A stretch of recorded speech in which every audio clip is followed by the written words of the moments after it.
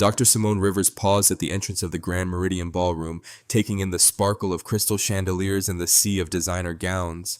Camera flashes popped like tiny explosions, momentarily blinding her. She adjusted the sleeve of her deep blue evening dress, feeling the weight of the moment settle on her shoulders. Naomi Pierce leaned close, her voice low and steady. Remember the morality clause in Section 8.3. You were right to insist on that one. Always am, Simone replied quietly. Her smile stayed camera-ready, but her eyes moved across the room like radar. $700 million. That was what tonight's partnership was worth. More importantly, it meant jobs. Real jobs with benefits and growth paths for communities that had heard nothing but hollow promises for far too long. Dr. Thaddeus Langford's voice boomed across the marble floor as he strode toward them, every inch the finance titan in his perfectly tailored tuxedo. His wife Maribel glided at his side, dripping in diamonds that could have funded a small nation. So pleased you could join us. The pleasure's mine, Simone responded smoothly, extending her hand. Thaddeus shook it a beat too briefly. Oh dear, Maribel touched Simone's arm with manicured fingers. Would you mind terribly asking the kitchen about the champagne service? We seem to be running low at table 6. Simone's smile did not waver. I'm actually here as a partner, Mrs. Langford, but I'm sure the staff will be happy to help. Maribel's laugh tinkled like expensive ice. My mistake entirely. Though, while you're here, could you check if Dr. Rivers will be needed at the head table? Naomi cut in professionally. For the partnership announcement? Thaddeus's expression flickered. Of course, though, if you wouldn't mind just confirming with security about the guest list. I believe that's Brandon's job, Simone said pleasantly, naming the actual event coordinator. Shall we head to our seats? I'm looking forward to the presentation. They moved through the crowd like a current of tension. Simone noted every sideways glance and whispered comment. The ballroom was a masterpiece of old money, gold leaf on the ceiling, antique mirrors on the walls, table settings that probably cost more than some people's monthly rent. At the center, an elevated stage held a row of chairs for key participants. Simone approached her assigned seat, clearly marked Rivers Access Technologies on the golden plaque. A hostess in black rushed forward, hand outstretched. Oh no, I'm sorry, the woman said with rehearsed concern. There must be some confusion. The partner's seating is reserved for... Naomi smoothly produced the printed seating chart from her clutch. Dr. Rivers is exactly where she should be. Perhaps you'd like to double-check your materials. Laughter rippled from the surrounding tables. Not warm, not welcoming, measuring, testing. Simone settled into her chair with practiced grace, feeling the weight of dozens of eyes. She had been in rooms like this her whole career, where power dressed itself in politeness and cruelty wore a smile. From a nearby table, Gage Langford watched the scene unfold, swirling expensive scotch in a crystal glass. He could not have been more than 19, yet his eyes held the casual entitlement of someone who had never heard the word no. He studied Simone with the detached interest of a cat watching a bird through a window, probably wondering whether it would be more fun to pounce now or later. The first course arrived, something delicate involving truffle foam and gold leaf. Simone ate carefully, maintaining light conversation while monitoring the room's subtle choreography. Servers moved in practiced patterns. Photographers circulated strategically. Everything felt just a fraction too arranged. Your work in tech education is fascinating, said the woman to her left, a board member of something or other. Almost like a charity, isn't it? Actually, it's a profit center, Simone corrected kindly. Our apprenticeship program has a 93% placement rate and generates significant returns through innovation and talent retention. How resourceful, the woman replied in a tone that made it sound like a disease. As dinner progressed, the pattern became clear. Every conversation was a trap, every comment loaded with double meanings. Simone navigated each one with the precision of someone who had spent decades in rooms where one wrong word could unravel years of work. Finally, dessert carts began rolling in, their silver domes gleaming under the chandeliers. Maribel Langford made a small gesture, and a photographer edged closer to the head table, adjusting his lens with careful nonchalance. Gage Langford rose from his seat, glass in hand. The room hushed expectantly. His smile was bright, practiced, and completely empty of warmth. Friends, partners, distinguished guests, he began, his voice carrying that peculiar mix of youth and authority that came from never doubting his right to be heard. I'd like to propose a toast to new ventures, new partnerships, and, his eyes fixed on Simone with predatory amusement, new lessons in how things work around here. The dessert cart rolled to a stop beside the head table, its silver dome catching the spotlight like a beacon. A hush fell over the ballroom as servers positioned themselves with choreographed precision. Gage Langford set down his glass and moved towards Simone with the fluid confidence of someone who had never faced consequences. Dr. Rivers, he said, voice pitched to Carrie, I believe you should have the first taste. It's a special recipe meant to leave an impression. Simone felt Naomi shift beside her, protective instincts kicking in, but Deacon Ransom appeared as if summoned, his bulk strategically positioned between Naomi and the table. Two more security guards drifted closer, their earpieces gleaming. The server lifted the dome with a flourish, revealing an elaborate chocolate torte decorated with spun sugar and edible flowers. It was beautiful, expensive, and somehow threatening in its perfection. Camera phones rose around the room like fireflies. Come now. Gage's smile was razor sharp as he lifted a dessert fork. Don't be shy, we're all friends here, aren't we? Simone maintained her professional smile, though her shoulder muscles tightened. She had seen that look before, in boardrooms, at conferences, in every space where someone thought they could make her flinch. You're very kind, she said evenly, but perhaps we should wait for everyone to be served. Gage laughed, the sound bright and cruel. Oh, Dr. Rivers, always so proper. He picked up a slice of cake with his bare hands, frosting smearing between his fingers. Sometimes proper isn't the point. Sometimes the point is understanding where you fit. It happened fast. Gage stepped closer, invading her space with practiced ease. The cake connected with her face in a cold, wet smear. Frosting ground into her cheekbone, caught in her eyelashes, dragged across her carefully applied makeup. The impact was not hard, but the intention was unmistakable. This was not a prank. This was a message. Gasps rippled through the crowd, then, starting from the Langfords' table, laughter began to spread. Not shocked laughter, not embarrassed laughter, but the practiced, elegant sound of people who knew exactly what this was and approved. There, Gage said softly, still too close. Now you match the decor. Thaddeus Langford's deep chuckle carried across the space. Maribel covered her mouth with perfectly manicured fingers, eyes dancing with mean delight. The room took its cue from them, transforming the assault into entertainment. She'll learn, a donor at the next table muttered loud enough to be heard. They always do eventually. Simone remained perfectly still, feeling the cold slide of frosting down her neck. A diamond-draped woman nearby clicked her tongue and leaned forward. Dear, she said to Simone, not Gage, don't make a scene. It's just a bit of fun.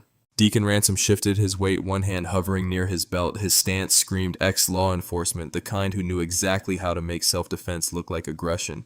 His eyes locked onto Simone, practically willing her to give him an excuse. The frosting was getting in her mouth now, sickeningly sweet. Simone could feel her pulse in her temples. She could hear her mother's voice from years ago. They expect us to break. That's why we don't. With deliberate slowness, she picked up a crisp white napkin. The fabric was expensive, real linen, probably imported. She wiped her face in careful, methodical strokes, maintaining eye contact with Gage the entire time. His smile flickered just slightly. He had wanted tears or rage or humiliation. Instead, he got poise. The room's energy shifted. Laughter faded into uncertain silence. Simone rose from her chair, every movement measured and precise.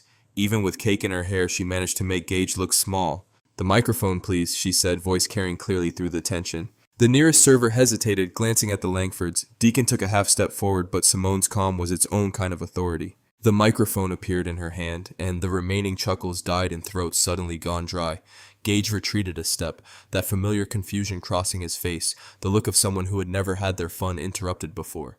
Thaddeus and Maribel's smiles became fixed, brittle things as Simone adjusted her grip on the microphone. The spotlight swung fully onto her now, catching the glitter of frosting still clinging to her cheekbone, but somehow, impossibly, she made it look like war paint instead of humiliation. The entire ballroom seemed to hold its breath, waiting to see what would happen when dignity faced down cruelty. Naomi, still blocked by security but watching intently, allowed herself a small, fierce smile. She knew that look in her friend's eyes. It was the same look Simone had worn before every major victory in their company's history, absolute certainty wrapped in steel. The sound system hummed to life as Simone raised the microphone. The silence in the room was absolute now, heavy with anticipation and something like fear. Not fear of Simone, but fear of what it meant that she was not afraid of them. Simone's voice filled the ballroom clear and measured. I want to thank the Langford Foundation for this illuminating display. She paused, letting the words settle. Not for the cake, though I am sure it's excellent, but for showing us exactly what this partnership would mean. Gage's smirk wavered slightly. He had not expected complete sentences, let alone strategy. You see, Simone continued, public humiliation isn't actually humor. It's a test. It shows us what a room will tolerate, what behavior we're expected to accept as normal. Her gaze swept across the gathered faces, noting who looked away first. Some of you laughed, some of you stayed silent, and some of you told me not to make a scene, after watching a grown man smear food on my face like I was his property. Maribel Langford's perfectly lined lips parted in protest, but Simone was not finished. The $700 million partnership agreement between Rivers Axis Technologies and Langford Consolidated contains very specific language about professional conduct and moral character. She turned slightly, and Selena Ward materialized from the crowd, contract binder in hand. Section 7, paragraph 4, states that either party may terminate the agreement immediately if the other demonstrates behavior inconsistent with basic human dignity or professional standards. Thaddeus Langford's laugh boomed across the space, practiced and dismissive. My dear Dr. Rivers, surely you're being overly sensitive. It was a moment of youthful high spirits, nothing more. His tone dripped with false concern. Perhaps we should discuss this privately when emotions aren't so heated. There's nothing to discuss privately, Simone replied. The frosting on her face caught the light as she turned to address the room directly. Rivers Axis Technologies is exercising its right to terminate this partnership agreement effective immediately. Camera shutters clicked rapidly. Several phones live streaming the gala suddenly pointed straight at her. Selena stepped forward, her heels clicking against the marble floor as she opened the contract to the relevant page. The termination is being recorded and witnessed, Selena announced, her legal training evident in every crisp syllable. All parties present are hereby notified that the agreement's dissolution is based on documented violations of conduct standards. Gage's confident grin cracked at the edges. He glanced at his father, seeking direction, but Thaddeus was focused on damage control, already moving toward the microphone with his hands raised in a placating gesture. Now, he said, reaching for the microphone. Let's not be hasty. These technical details can always be worked out among friends. Simone kept her grip on the microphone, turning slightly so his attempt to grab it would be obvious to everyone watching. We are not friends, Mr. Langford. We were potential business partners, and you just showed me exactly how you treat partners. Maribel glided forward, her designer dress rustling as she tried to position herself between Simone and the cameras. Darling, you're absolutely right to feel upset. Why don't we move this conversation somewhere more private? I'm sure we can smooth over any misunderstanding. There is no misunderstanding, Simone replied, her voice carrying clearly despite Maribel's attempt to shield her from view. Your son's behavior was deliberate, your laughter was deliberate, and my response is equally deliberate. Naomi had made her way around the security line and now stood at Simone's shoulder, tablet in hand. The termination notice has been transmitted to all board members and relevant regulatory bodies, she announced, loud enough for nearby tables to hear. The room's atmosphere shifted palpably. Donors who had been laughing minutes ago now whispered behind their hands, reassessing alliances. Several board members who were present began checking their phones, reading the notification in real time. $700 million, Gage said, trying to sound amused, but landing somewhere closer to strained. That's quite a tantrum over a little cake. No, Simone corrected him. That's quite a price to pay for thinking you could purchase my dignity along with my company's technology. She handed the microphone to a nearby server, then straightened her jacket with precise movements. Selena, please ensure all documentation is properly filed. Naomi, we're done here. As Simone turned to leave, Gage stepped closer, his voice dropping to a whisper meant only for her ears. Good, that's exactly what we needed. Naomi, falling into step beside Simone, felt the first real chill of the night. Something in Gage's tone cut through the satisfaction of their exit, suggesting layers of calculation they had not yet uncovered. The click of their heels echoed across the marble floor as they walked toward the exit. Behind them, Thaddeus was already working the room, trying to spin the story. Maribel had her phone out, fingers moving rapidly across the screen.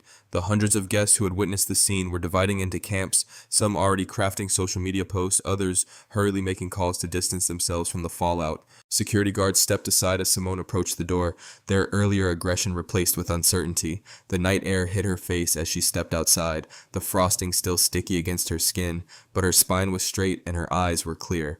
The heavy doors of the ballroom swung shut behind them, muffling the chaos inside for 3 blessed seconds. There was silence. Then Simone's phone exploded with notifications, a cascade of buzzes and pings that made the device jump in her clutch. That's not normal, Naomi said, already pulling out her tablet. Her fingers flew across the screen, pulling up social media feeds. Suddenly she stopped scrolling, her face draining of color. Simone, look at this. A video was spreading across platforms like wildfire. The thumbnail showed Simone's face twisted in what looked like rage, an expression she knew she had never made. The caption read, Tech CEO snaps at charity event, attacks teenage donor. That's not what happened, Simone said, her voice steady despite the knot forming in her stomach. Play it. The video started with Gage approaching, but the footage jumped and skipped, cutting out crucial seconds. His initial reach toward her face was missing entirely. Instead, it showed Simone appearing to jerk forward first. The cake smearing looked like a consequence rather than a cause. The audio had been spliced, inserting what sounded like an angry outburst before the cake incident. Comments were flooding in. Who does she think she is? Talk about unprofessional. Typical angry black woman stereotype. Can't take a joke. Should lose her job for this. Naomi's fingers were already dialing. We need Juno Park now. She put the phone on speaker as they walked briskly toward their waiting car. Juno Park answered on the second ring. I'm already watching it blow up. This isn't random. How bad? Simone asked, sliding into the back seat while Naomi joined her. The video has been shared by dozens of seemingly unrelated accounts in mere minutes, all with substantial followings, all with slightly different outrage commentary. That's not organic. That's coordinated. Juno's voice was clipped, professional. There are bot networks amplifying specific hashtags. Cancel Rivers Axis just started climbing. Through the car window, Simone could see Gage standing at the ballroom's entrance, phone in hand, that same satisfied smirk on his face. He gave her a little wave as their car pulled away. The timing is too perfect, Naomi said, still monitoring the feeds. The video was ready to go. The accounts were prepped. They were waiting for her to react. Look at the donor statements coming in, Juno directed. Notice anything? Simone scanned the rapidly appearing posts. Major donors to the Langford Foundation were expressing their shock and disappointment in her behavior. The language was eerily similar across different posts. They're working from a script, she realized. Exactly. Juno's keyboard clicked rapidly in the background. This isn't just damage control. This is a prepared campaign. Gage Langford's fingerprints are all over it. He runs dozens of burner accounts, coordinates with influencer networks. He's turned online manipulation into an art form. Simone's phone buzzed with a new message from board member Theodore Walsh. Emergency meeting tonight. No exceptions. They're trying to force my hand, Simone said, the pieces clicking into place. The public humiliation wasn't the end goal. They wanted me to react. Your face is still trending, Naomi reported grimly. The clips are getting shorter, more edited. They're cutting out everything except your cancellation announcement, making it look like an emotional outburst. Another wave of notifications hit their phones, media requests, investor concerns, partnership inquiries. The narrative was spreading faster than they could track it. This is what Gage does, Juno explained, voice tight with recognition. He manufactures reality, creates crises, then his family swoops in to solve them, usually by acquiring companies at a discount during the chaos. Simone touched her cheek where the frosting had dried to a tacky film. The humiliation was transforming, morphing from a physical assault into something more insidious. They were turning her dignity into a weapon against her. Set up a war room, she instructed Naomi. Call in the core team. We need... Her phone buzzed again. This time it was a message from her general counsel that made her blood run cold. They're invoking the continuity addendum. The what? Naomi leaned over to read the message. That wasn't in the final contract review. Juno's typing grew more intense. Send me the full contract now. The car turned onto the expressway as Naomi forwarded the documents. The city lights blurred past the windows, but Simone barely noticed. She was mentally reviewing every page of the partnership agreement, every clause they had negotiated. Found it, Juno announced after a tense minute. Buried in subsection 12D, a continuity addendum triggered by public disruption or reputational damage. It's written like a standard stability clause, but the language... This is a trapdoor. If invoked, it gives them emergency voting rights and temporary operational control. But we canceled the contract, Naomi protested. I watched Simone do it. That's what they wanted, Simone said softly, understanding flooding in. They needed me to cancel publicly. The cancellation itself triggers the addendum. They're not trying to save the partnership. They're using the cancellation to try to take control of my company. The car's interior fell silent except for the sound of more notifications arriving. Each ping another drop of poison in the air, another strand in the web they had walked into. The 47th floor of Rivers Axis Technologies was eerily quiet in the late hours. Emergency lights cast long shadows across the glass-walled conference room where Simone sat with her crisis team. Attorney Selena Ward methodically arranged documents across the polished table. Her normally pristine suit showed signs of the hasty summons that had brought her here. Walk me through exactly what happened, Selena said, not looking up from the contract pages she was scanning. Simone touched her cheek again. She could still feel phantom stickiness even though she had scrubbed her face clean. Gage Langford smeared cake on me in front of 200 people. I canceled the deal citing the morality clause. Now they're claiming I triggered some hidden provision that shouldn't exist. Naomi added from her position by the windows. The city sparkled below, deceptively peaceful. We went through that contract line by line. Selena held up a page, frowning. It's here, buried in subsection 12D, masked as standard language about business continuity. She began reading aloud. In the event of public disruption or actions causing material reputational harm, emergency provisions activate to ensure operational stability. She trailed off, scanning further. This is carefully crafted. The language looks boilerplate until you parse the implications. What implications? Simone asked, though her gut already knew. It gives them multiple attack vectors. They can sue for damages, freeze any funds connected to the planned rollout, and force the whole dispute into private arbitration where they pick the arbitrator. Selena's normally controlled expression showed hints of anger. It's designed to drain your resources and keep everything out of public court. Naomi pulled up financial projections on her tablet. The timing is surgical. We were weeks from launching the new platform. Our capital is committed. If they freeze those accounts now, the conference room phone rang, cutting her off. Board chair Leonard Voss's name flashed on the display. Simone put it on speaker. Leonard! Dr. Rivers. His voice was tight, formal. I've been fielding calls for the past hour. Major investors are concerned about tonight's events. The events where I was publicly assaulted, Simone kept her tone level. That's a rather dramatic characterization of what was clearly meant as playful interaction, Leonard coughed. These situations are better handled privately. Your reaction has created unnecessary instability. My reaction? Simone's fingers pressed into the armrest of her chair. Gage Langford humiliated me in front of our entire donor base. He's practically a child, Leonard said dismissively.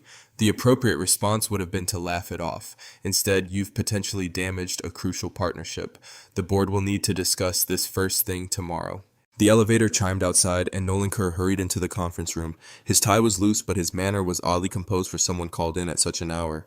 I came as soon as I could, Nolan said, setting his briefcase down. I've already drafted some potential responses to stabilize the situation. Simone studied her COO's face. There was something too rehearsed about his concern.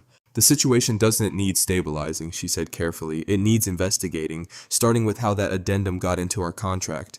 The priority should be calming the markets, Nolan countered smoothly. I've prepared a statement suggesting temporary leadership adjustments to reassure investors. You prepared that rather quickly, Naomi observed. On the phone, Leonard cleared his throat. Nolan's thinking strategically. A short-term leadership transition could help weather this storm. The only storm here is the one they manufactured, Simone said.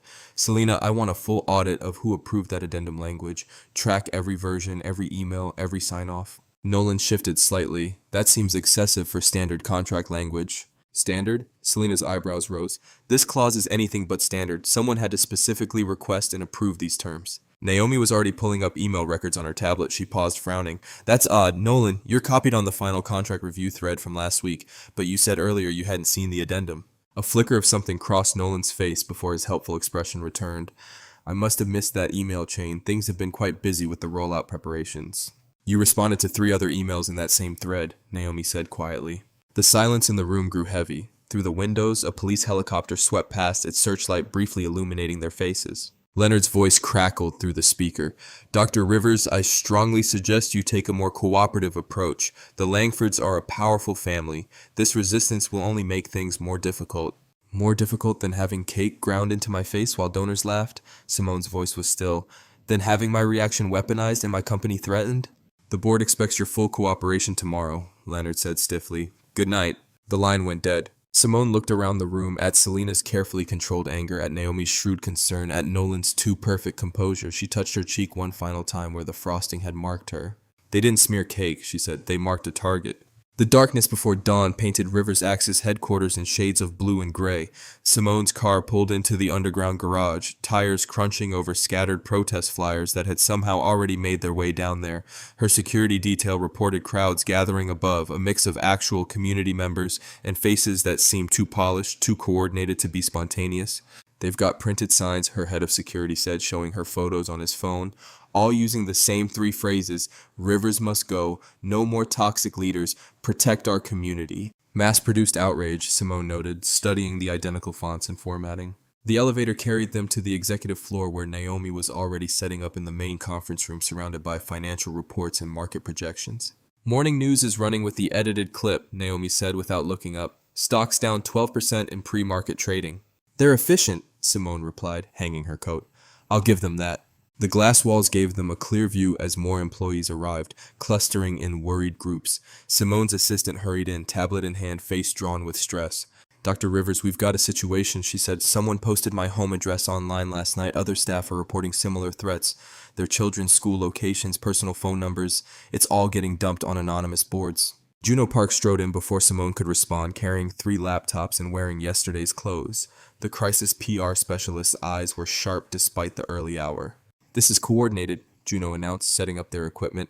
Look at the pattern. They pulled up multiple screens showing social media activity. The first wave hit within minutes of the gala incident. Bot accounts all created within the last month pushing the edited video. Second wave came from influencer accounts at precise intervals. Then the anonymous former employees started appearing. How many real versus fake? Naomi asked. Based on metadata analysis, Juno's fingers flew across keyboards. About 15% organic engagement. The rest is manufactured outrage running on a pre-built network. They had this infrastructure ready before last night. Through the glass, Simone spotted Deacon Ransom's broad shoulders entering the lobby below. The head of Langford Security moved with casual menace, making a show of examining exits and security cameras. Here we go, Simone murmured. Her phone buzzed with the text from building security. Langford Security demanding access to all floors, citing public safety concerns due to protests. Classic pressure tactic, Juno said, reading over her shoulder. Create a crowd, then use that crowd to justify increased security presence. They want their eyes and ears inside your operation. They already have those, Naomi pointed out, pulling up an email. Board just called an emergency vote for this afternoon. Too fast for proper notice requirements, but they're citing extraordinary circumstances. Who's pushing the vote? Simone asked. 3 members aligned with old money interests. They're proposing a temporary leadership transition until the current situation stabilizes. Naomi's air quotes dripped with disdain. Simone watched Deacon positioning his people around the lobby's key points, by elevators, near stairs, covering all movement. His presence was a message. We can reach you anywhere. Naomi, Simone said quietly, I need you to implement spending freeze protocols, lock down everything that isn't immediately essential, and quietly, very quietly, secure backup liquidity channels through our most reliable partners. Naomi was already moving. I'll route it through the subsidiary accounts they don't know about yet. Juno, Simone continued, I need documented proof of coordination, timestamps, metadata, payment trails, anything showing this isn't organic backlash. Already mapping it, Juno replied. Their bot network left fingerprints. The question is whether we can prove intent before they strip our resources. The morning crawled by in a blur of crisis meetings and defensive measures.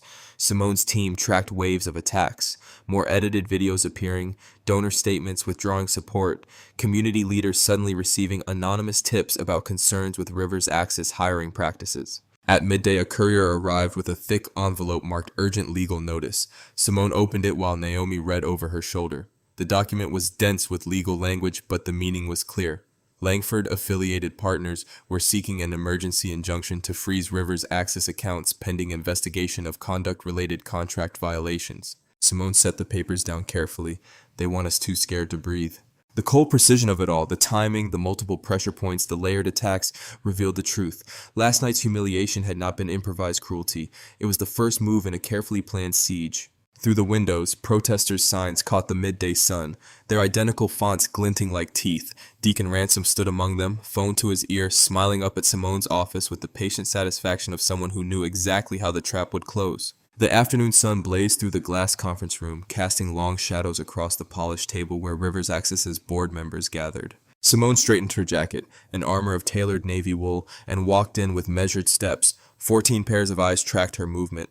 Their usual respectful nods had been replaced with the clinical assessment reserved for problems requiring disposal. Leonard Voss occupied the chairman's seat like a throne, his silver hair catching the light as he leaned forward with practiced concern.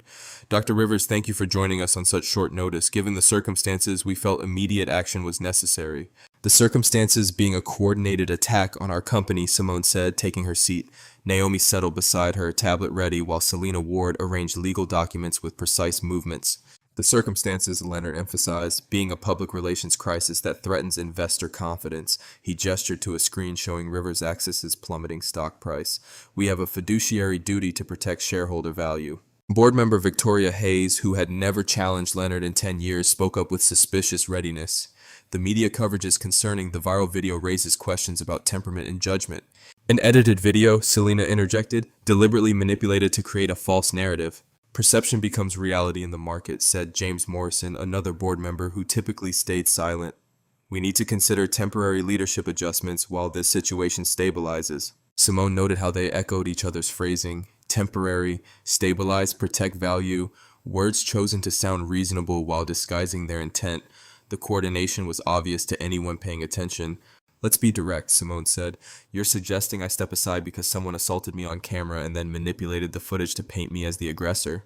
We're suggesting, Leonard replied smoothly, that the company needs a clear path forward that doesn't involve public controversy. A brief leadership transition would allow tensions to cool. Nolan Kerr spoke up from his corner seat, voice gentle as a knife wrapped in silk. I could serve as interim CEO if needed. My relationships with our partners are strong, and I have no connection to last night's unfortunate events. Simone turned to study him. Nolan kept his eyes down, radiating helpful concern, but something in his careful posture raised warnings. Before we discuss transitions, she said, I want to know how the continuity addendum made it into our contract without full board review. Who approved that language? The room shifted uncomfortably. Leonard cleared his throat. Contract details are handled through appropriate channels, the relevant committees. I'd like to see the email logs, Simone cut in.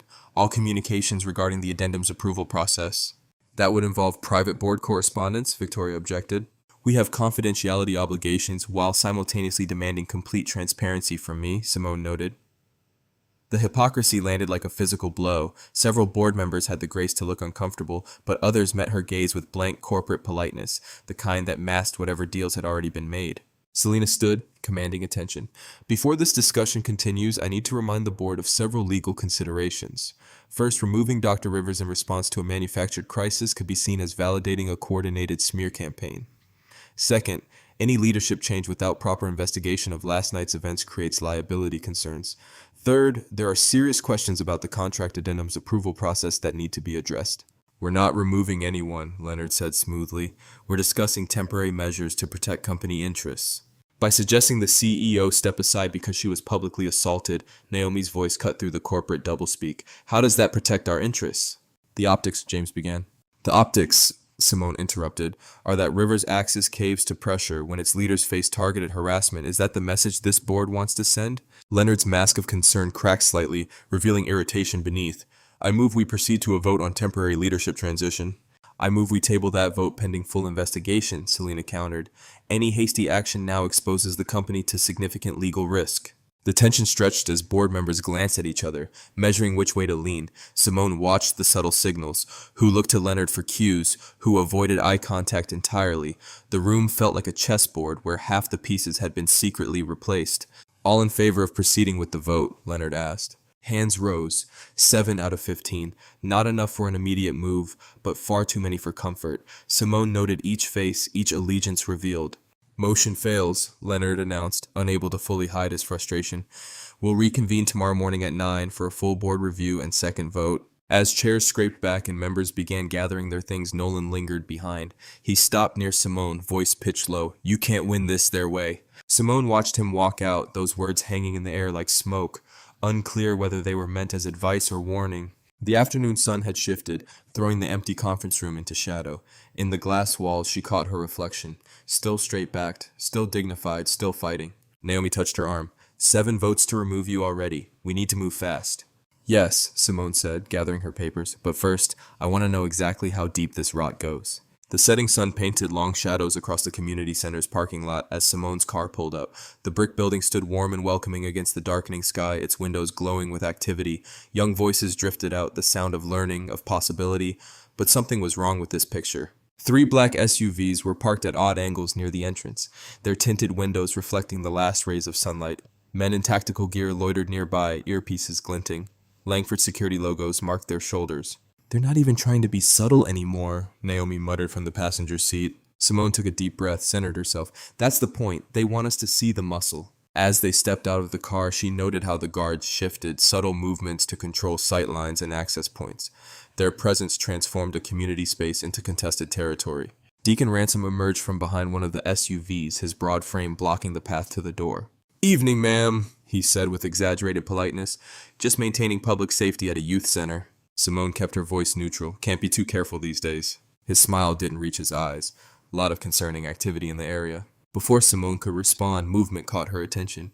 A young man in Rivers' Axis apprentice gear, Malik Turner, she recognized him from the program, was walking toward the entrance, laptop bag over his shoulder. 2 guards stepped directly into his path.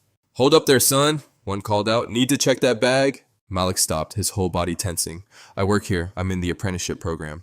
Sure you are, the guard gestured impatiently. Bag on the ground, please. Empty your pockets, too. Simone's hand tightened on her phone, deliberately activating the camera. She held it low, recording without drawing attention. Around them, other students and community members slowed, watching exactly what the guards wanted. This wasn't about safety. It was about showing who had power to stop whom, who could be searched without cause, who had to prove they belonged. I have ID, Malik said, voice steady despite the tremor in his hands as he pulled out his wallet. I'm here every Tuesday and Thursday. Uh-huh. The guard barely glanced at the ID before tossing it back. Bag on the ground now. Reverend Lucinda Hale emerged from the center's doors like a force of nature. Her gray hair was pulled back severely, her eyes sharp behind wire-rimmed glasses. She moved with the confidence of someone who had faced down worse than private security. "What seems to be the problem with one of my students?" Her voice carried calm authority. Deacon stepped forward. "Standard security procedure, Reverend. Nothing to concern yourself with." "In my center without my permission." Reverend Hale positioned herself between Malik and the guards. "I don't recall authorizing searches of my young people." "Ma'am, we have authorization from the property management company to—" "You have authorization to intimidate children," Simone spoke up, still recording, "to harass program participants." Deacon's practiced smile tightened. "Now, Dr. Rivers, no need to get emotional about standard safety protocols." "I'd like the names and badge numbers of everyone involved in this stop," Simone said evenly. "Ma'am, if you're going to be hostile, requesting basic accountability is hostile?" Simone kept her tone measured, professional. Interesting definition. Malik still hadn't moved, his laptop bag clutched tight. The guards loomed closer, trying to provoke a reaction they could use. Reverend Hale touched his shoulder gently. "Baby, go on inside," she said. "These men were just leaving." "But they can't just—" Malik's voice shook with rage, not fear. "They can and they do," Reverend Hale said quietly. But not today, not here. Go on now." Simone watched Malik's face, saw the familiar struggle between dignity and survival, between standing up and staying safe. He was learning the wrong lesson, that his achievements didn't matter, that no amount of hard work could protect him from people who saw his existence as a threat. The guards exchanged looks, realizing they weren't getting the confrontation they wanted. Deacon made a small gesture and they backed off, returning to their positions by the SUVs. "Just doing our jobs," Deacon said smoothly. "No offense intended." "Every offense was intended," Reverend Hale replied. That's rather the point, isn't it?" Inside the center's main room, the tension didn't fully dissipate. Students huddled in small groups, voices low, shooting worried glances at the windows where guard shadows moved past. Malik sat at a computer station, his movements still tight with contained anger. Reverend Hale led Simone and Naomi to her office, closing the door with a decisive click. The small room was warm, filled with books and photographs, decades of community history on the walls. "They've been doing this for weeks," she said, settling behind her desk. "Ever since the partnership announcement, testing boundaries, establishing presence. This isn't about security, it's about control." "The deal wasn't just about money, was it?" Simone asked. Reverend Hale's eyes were tired but fierce. "It never is with families like the Langfords. Money they have. What they want is power over spaces, over stories, over who gets to feel safe where." Through the office window, Simone could see Malik helping a younger student with coding homework. His shoulders were still tight, but his focus was absolute. He refused to be driven away from his own growth. "We're not losing twice," Simone said firmly. "Not the company and not this space." The fluorescent lights of Jimmy's all-night diner buzzed overhead, casting a harsh glow on the worn leather booths. At this hour, the place was nearly empty, perfect for conversations that needed privacy. Simone sat in the corner booth, stirring untouched coffee while investigator Reese Dalton spread documents across the Formica table. "Your gut was right," Reese said, his voice low and measured. He slid over a stack of financial records. "These shell companies, Liberty Metro Solutions, Apex Digital Dynamics, Westbrook Consulting Group, they're all registered through different agents, different states, but the money flows back to one source." Simone studied the highlighted transfers, the Langfords, through about 6 layers of cutouts. "Yes," Reese tapped a series of timestamps. "What's interesting is the pattern. Every time there's a major real estate acquisition or infrastructure project in target neighborhoods, these companies suddenly get very active. They hire community outreach specialists and digital marketing firms." A laptop screen flickered to life at the edge of the table. Juno Park's face appeared in a secure video, their quick fingers typing as they spoke. "And those firms are busy little bees," Juno said. "I've been mapping the bot networks and influence campaigns. Check this out." Their screen filled with a visualization, hundreds of interconnected nodes pulsing with activity. "See these clusters? They look random at first glance, like organic traffic, but the timing is too perfect. The language patterns are too consistent." "Someone's conducting the chaos," Simone said. "Exactly. And they're good, really good. They know how to make manufactured outrage feel authentic. But there are signatures." Juno highlighted several nodes. "These accounts, they activate in precise sequences, different names, different profile pictures, but the same underlying code. Someone trained in social engineering built this system." The diner's bell chimed. Reverend Lucinda Hale entered carrying a weathered leather notebook. She slid into the booth beside Simone, her presence bringing gravity to the gathering. "I brought what you asked for," Hale said, placing the notebook on the table. "Been keeping these records for 12 years. Nobody else was watching, so I did." Simone opened the notebook carefully. Inside were precise handwritten dates, names, amounts, notes about charitable donations to neighborhood programs, followed by eviction notices 2 months later, construction permits granted the day after emergency board meetings, community leaders who changed their positions after private meetings about their children's college funds. Here, Hale pointed to an entry from 3 years ago. The Langfords donated $500,000 to preserve historic architecture in the Hamilton district. 2 weeks later, 17 small businesses got notice their leases wouldn't be renewed.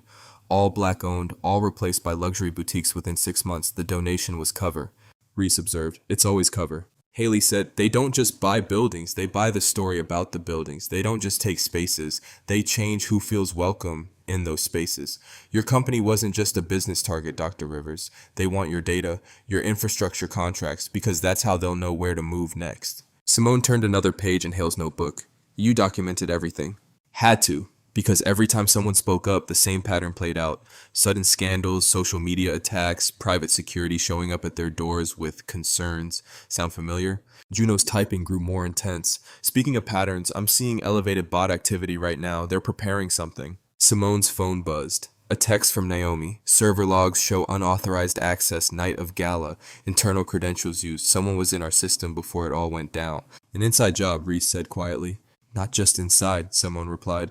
"Someone who knew exactly what they were looking for, someone who understood both our technical infrastructure and our governance vulnerabilities." The group fell silent as a tired waitress refilled their coffee cups. When she moved away, Hale spoke again, her voice carrying decades of stored truth. "This is bigger than one night, one incident," she said. "That cake wasn't just about humiliating you, it was about showing everyone else what happens when you don't play by their rules. But rules only work when people accept them." Juno's screen flashed with new data. "The bot network is shifting, they're positioning for some kind of narrative pivot." Reese gathered his documents with methodical care. "We need to move carefully. They've built layers of deniability into everything." "Then we'll peel back every layer," Simone said. She touched Hale's notebook gently. "You kept these records because you knew someday they'd matter. Now they do." She stood, sliding the notebook into her bag. The diner's lights caught the determination in her eyes. "We're going to tell the truth so loudly they can't bury it."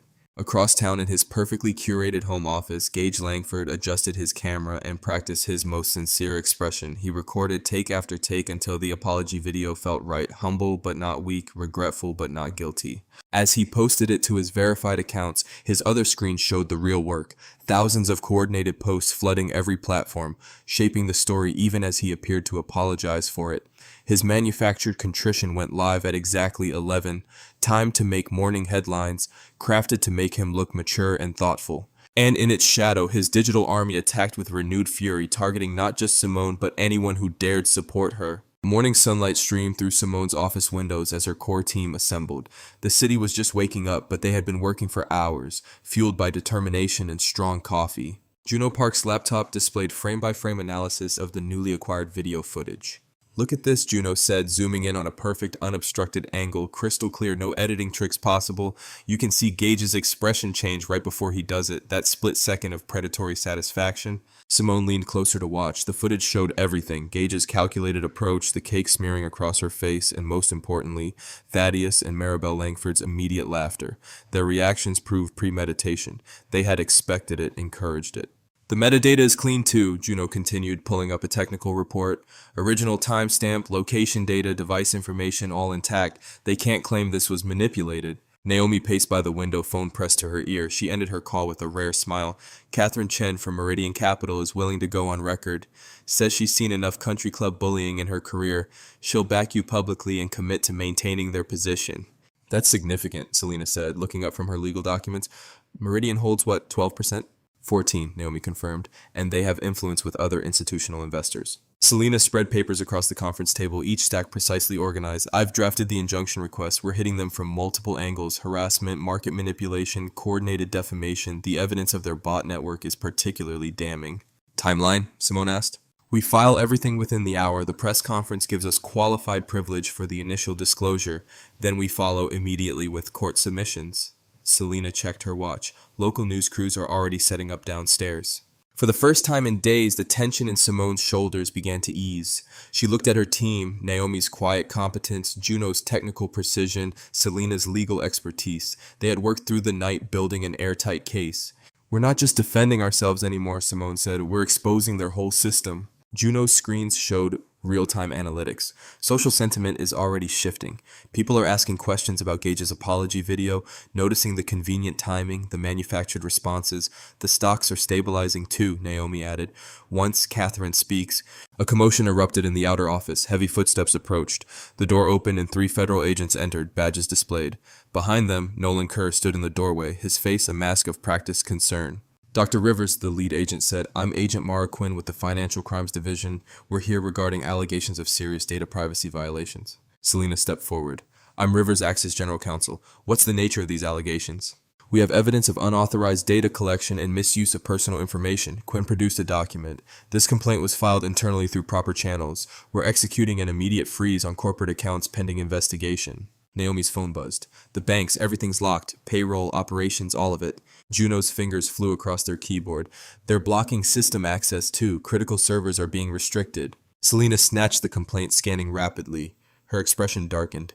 "This filing, the authorization signature," she turned to Nolan. "You submitted this?" Nolan straightened his tie, every movement deliberate. "As Chief Operating Officer, I have a responsibility to report potential violations. When I discovered irregularities—" "What irregularities?" Simone's voice cut through his practiced speech. "Show me exactly what you found."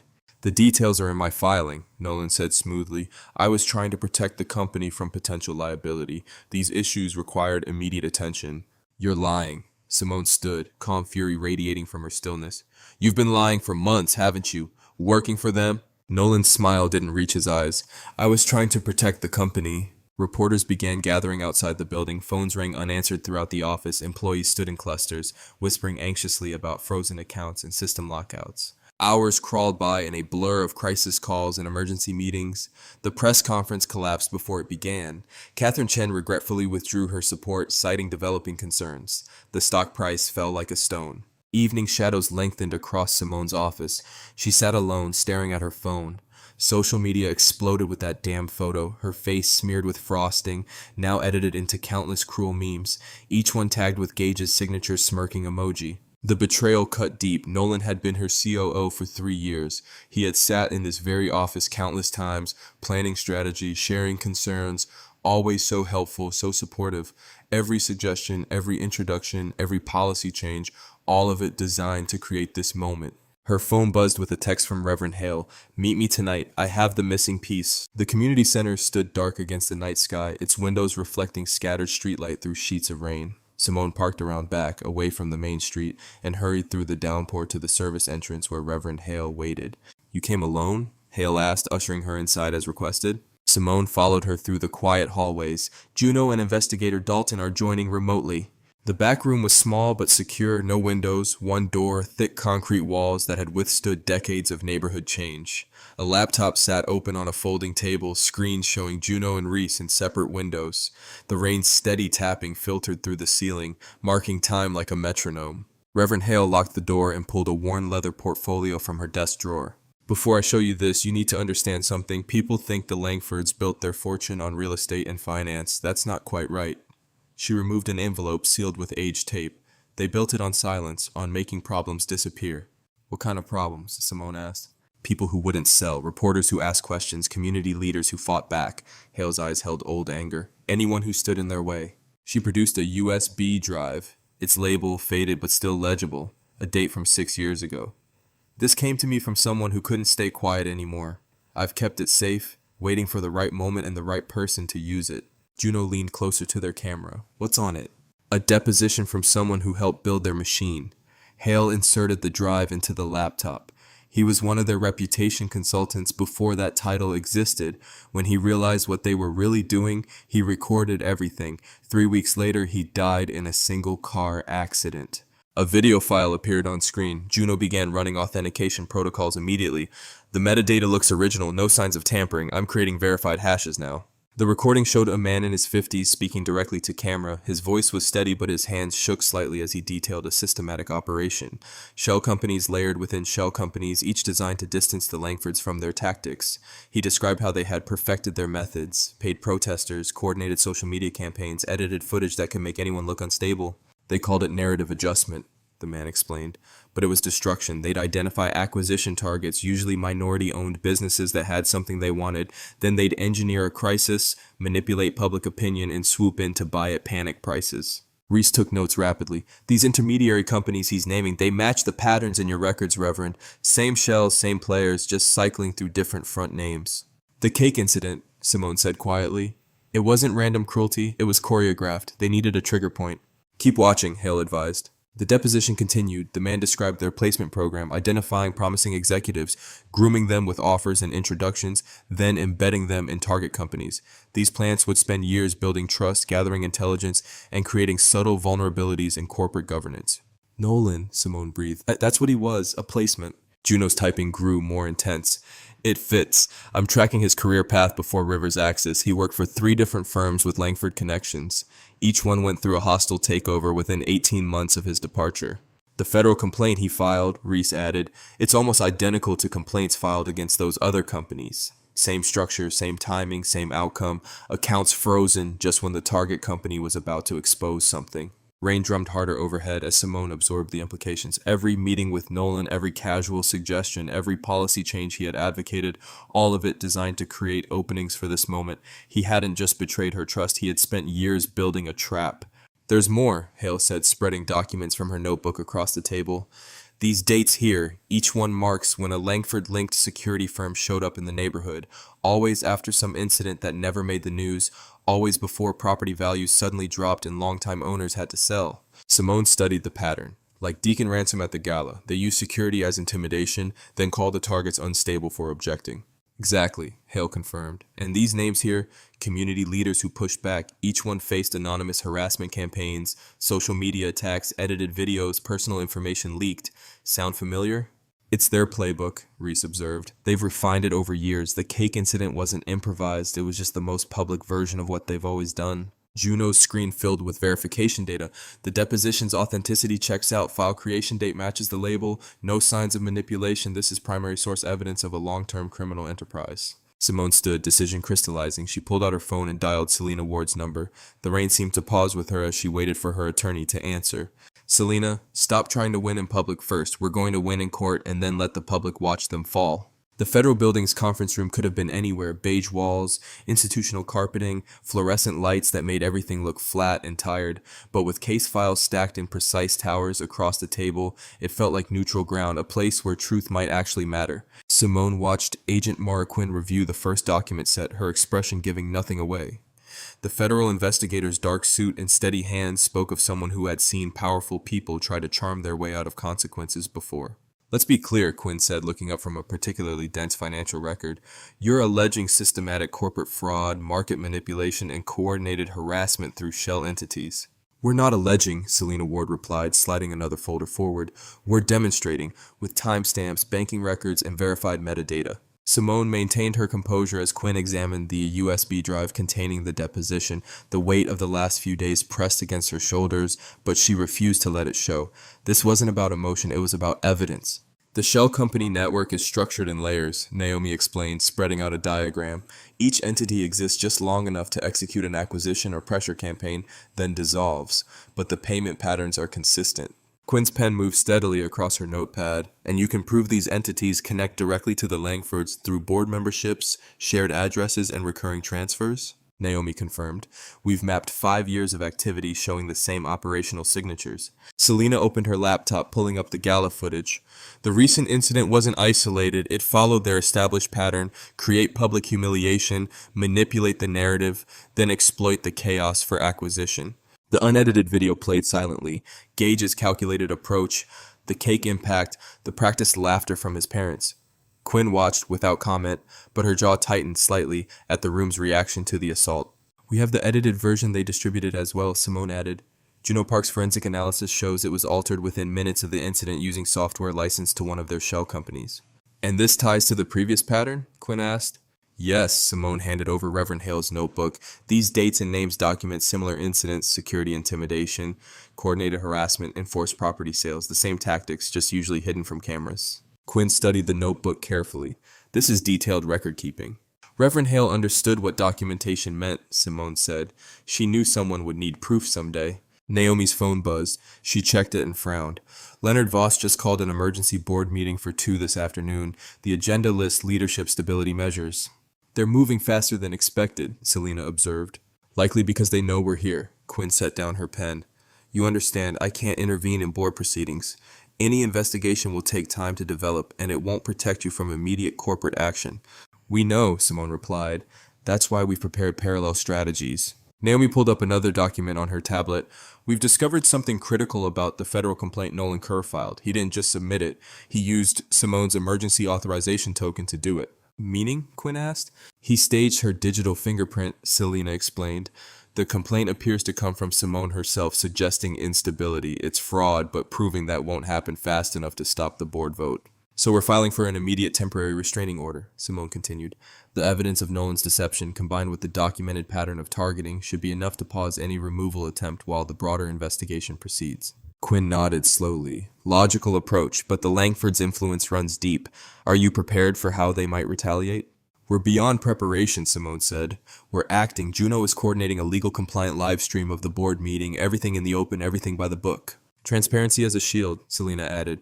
No emotional appeals, just documented facts presented under proper observation. Agent Quinn gathered the files into her briefcase, movements precise and methodical. I'll verify everything independently. If it holds up, and I suspect it will, this goes well beyond a single company dispute.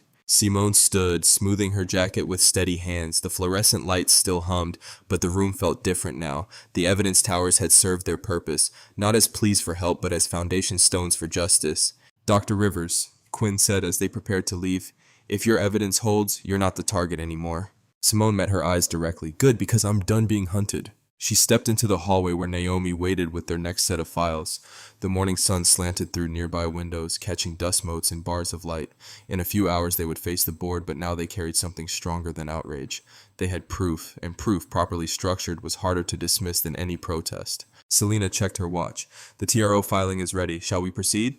Yes, Simone said. It's time to show them what happens when they mistake documentation for weakness. The Langford Tower stretched into the afternoon sky like a glass dagger, its reflective surface casting sharp shadows across the city below.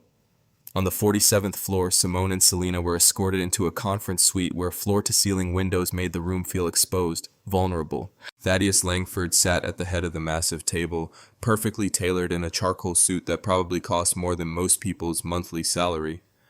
Maribel perched beside him, her pearl necklace catching the light as she offered a practiced smile. Gage lounged in his chair, scrolling through his phone with performative boredom. Deacon Ransom stood by the door, arms crossed, his security badge gleaming. His presence was meant to remind everyone who controlled the space.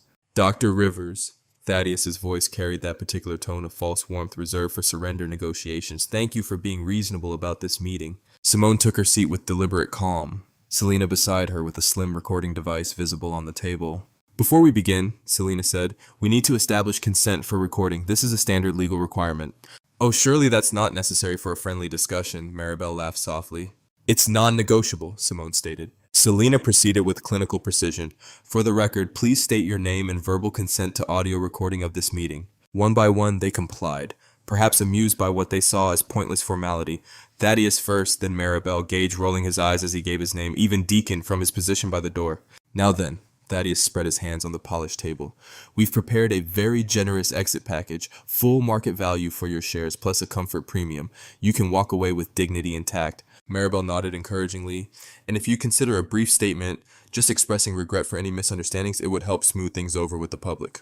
The public? Gage snorted, finally setting down his phone. They're so easy to move. Watch this. He pulled up a social media dashboard on his tablet. See these trending topics? I can flip them in an hour. It's like conducting an orchestra of idiots. Gage, Maribel warned. But her son was on a roll. No, Mom, let me show them how it works. It's actually pretty brilliant. He leaned forward, animated. Now, you start with a few key accounts, influencers who will say anything for the right price. Then you amplify with bot networks, edit some clips to match the narrative, and suddenly everyone's sure they know what really happened. It's quite impressive, Thaddeus said proudly. Gage has a natural talent for digital perception management. That's what you're calling it? Simone asked quietly. I call it winning, Gage shrugged. People believe what they're told to believe. Watch, I could probably make half the internet think you robbed a bank by dinner time. Deacon shifted his weight by the door, a subtle reminder of consequences. The point is, Thaddeus continued smoothly, public opinion has already settled. The continuity addendum gives us clear legal grounds to proceed with acquisition. We included that provision specifically to handle situations like this, situations where someone needs to learn their place. Simone's voice remained steady. Situations requiring decisive action, Thaddeus corrected. The addendum provides a clean mechanism for transferring control when leadership becomes unstable. We really did hope you'd be more cooperative about the partnership. Maribel sighed. The cake incident was meant to be a teaching moment. Gage laughed. Come on, it was funny. And it worked perfectly, got exactly the reaction we needed to trigger the clause. The clause you built in advance, Simone noted. Of course we did, Thaddeus said. That's just good business practice. Always have a backup plan for dealing with difficult elements. Deacon took a step closer to the table, his presence a looming threat. I think we're done here, Simone said, standing.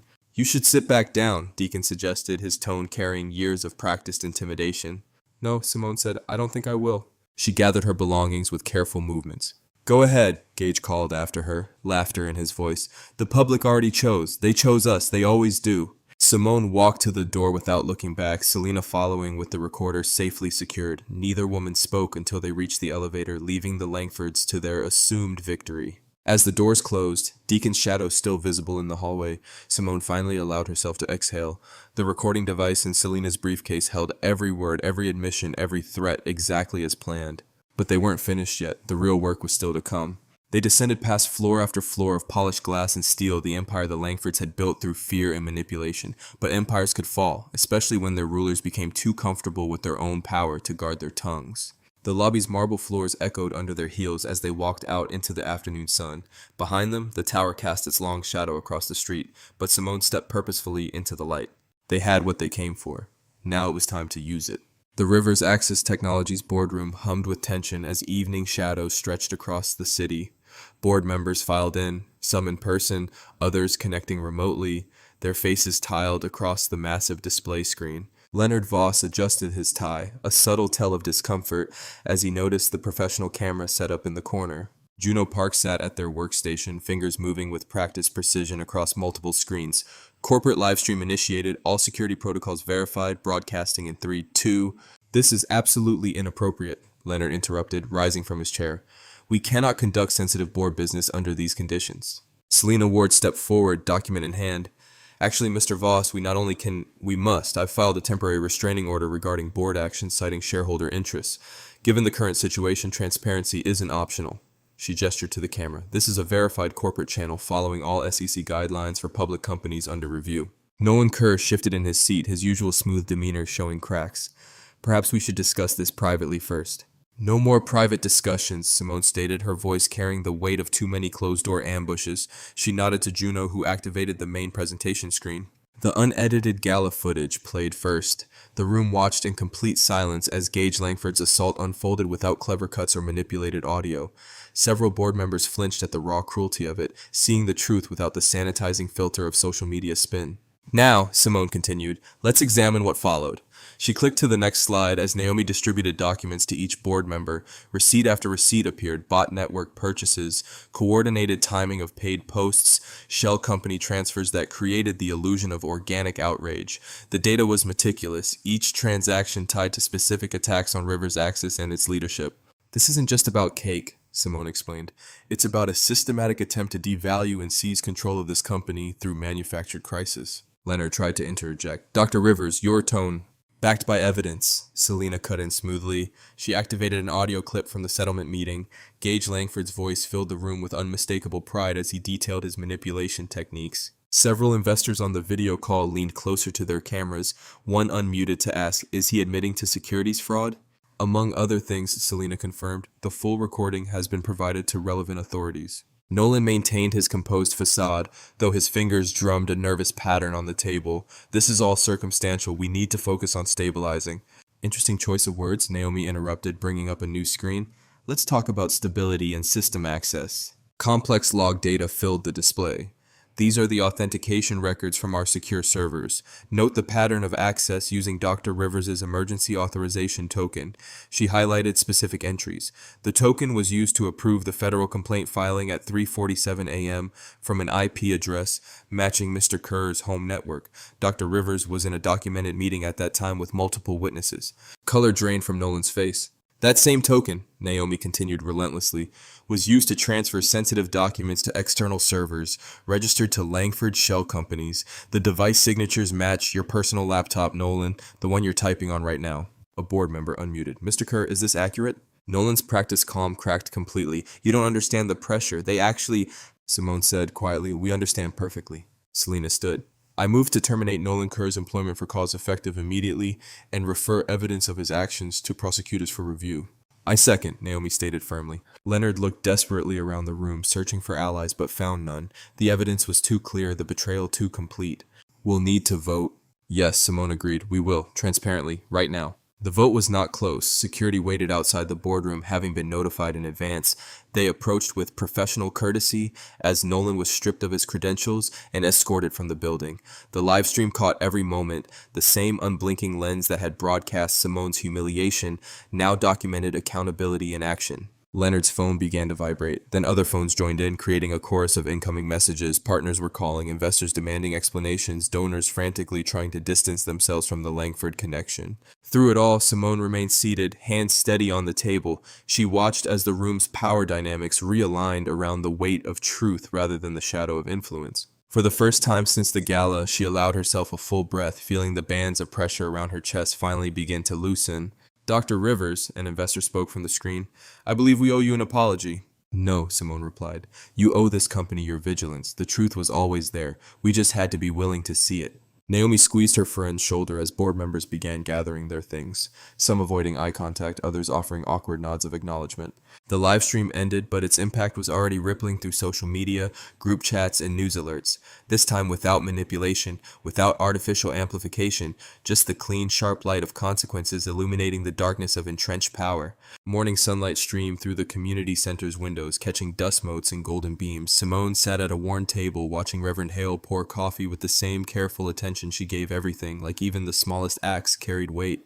You take yours black, if I remember right, Hale said, sliding a steaming mug across the scratched surface. Always have. Simone wrapped her hands around the warmth, anchoring herself in this moment of quiet before the storm fully broke. On the wall-mounted TV, a news ticker crawled with updates. The center's regular morning crowd gathered in small clusters, their usual chatter punctuated by gasps and pointing at screens. Every phone buzzed with notifications as the story exploded across networks, this time driven by facts, not manipulation. Agent Mara Quinn strode through the door, her presence carrying the gravity of official action. Dr. Rivers, the warrants are being executed as we speak.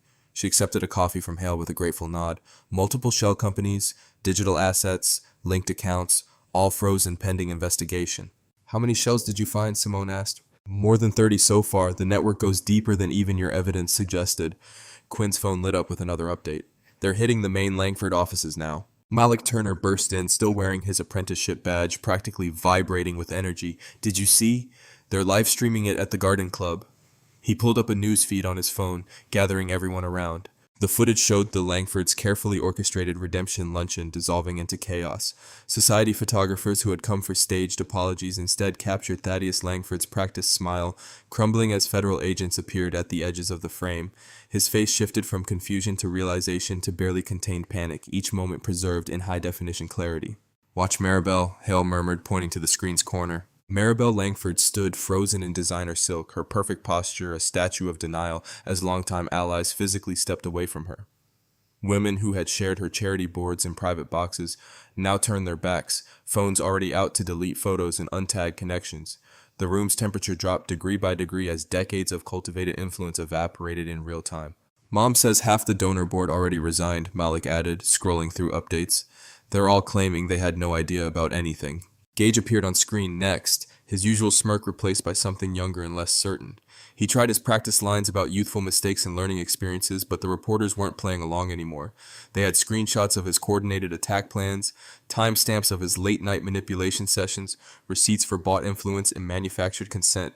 What's happening to their accounts? Someone asked. Agent Quinn checked her tablet. Complete lockdown. The same financial weapons they used against Rivers Axis are being applied to their own assets, legally, with full documentation of probable cause. She allowed herself a small smile. Turns out evidence works better than intimidation. Simone stood, smoothing her jacket. Speaking of evidence and consequences, Malik, could you join me for a moment? There's something we need to announce. They moved to the center's main hall where media had gathered respectfully behind Hale's prescribed boundaries.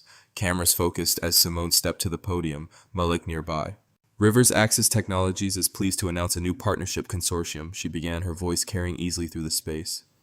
One built on ethical oversight and community benefit, maintaining our planned expansion without compromising our values. She outlined the structure: local stakeholders, transparent governance, distributed opportunity. Jobs weren't just safe, they were growing. The apprenticeship program would double its capacity. And to demonstrate our commitment to long-term investment in talent, Simone continued, we're establishing the Turner Innovation Scholarship, named for one of our most promising young team members. She turned to Malik, whose eyes widened.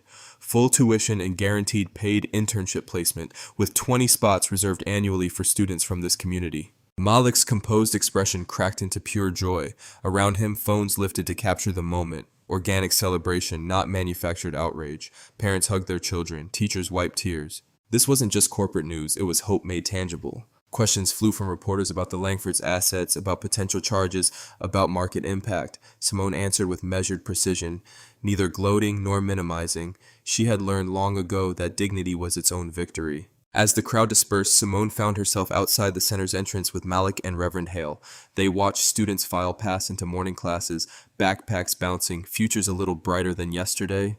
They thought humiliation was a leash, Simone said quietly, remembering frosting ground into her skin, laughter meant to wound. Malik looked at her, understanding in his young face.